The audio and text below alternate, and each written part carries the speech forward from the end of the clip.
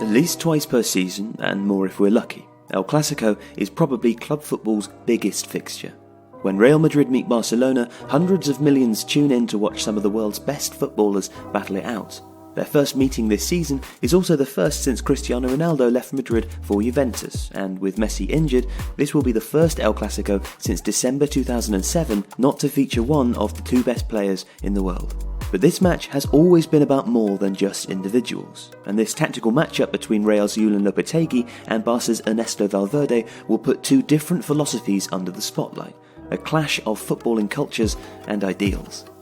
Both Barcelona and Real Madrid line up predominantly in a 4-3-3 formation. Now there are strengths and weaknesses to this. While the wide players in attack start wide, it's a common feature of both teams' style to play wingers on the opposite flank to their strong foot. They can cut inside and run at the gaps between fullbacks and centre-backs, and if quick and dynamic, this can be a potent weapon. What it means though is that overlapping width provided by the fullbacks is necessary, otherwise the centre can become congested. As both Barcelona and Real use advanced fullbacks to offer width, midfielders must then cover the spaces in behind them, as well as the central spaces, so that if an attack breaks down, the opposition cannot pour through the gaps. This in turn can stretch the midfield, which can leave spaces on the pitch for attackers to exploit.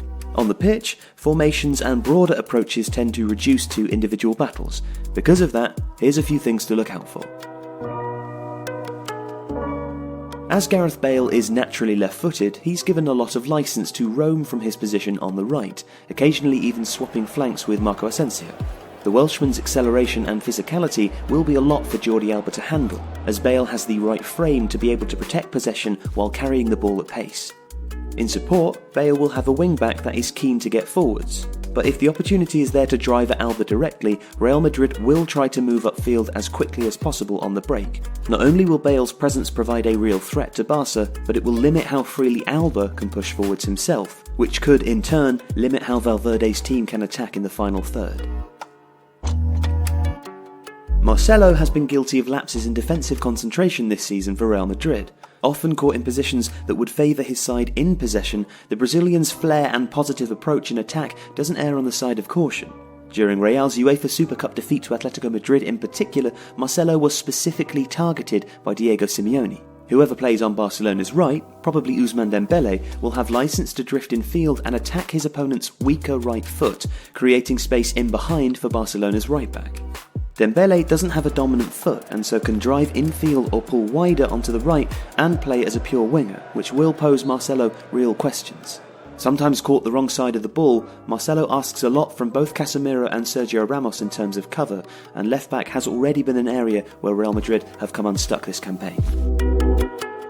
Both teams struggle without Casemiro and Sergio Busquets offering balance to their respective sides from midfield. Casemiro is combative, defensively alert, and seeks to shuttle from side to side to frustrate opposition counterattacks, digging in to offer some grip behind a fluid front three and a classy midfield, as well as circulating possession to teammates in wide or advanced areas. The robust Brazilian knits things together well.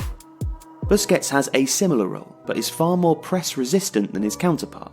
The Spain international can invite pressure on and hold his nerve, helping Barcelona to play out from the back and transition upfield without making any costly errors.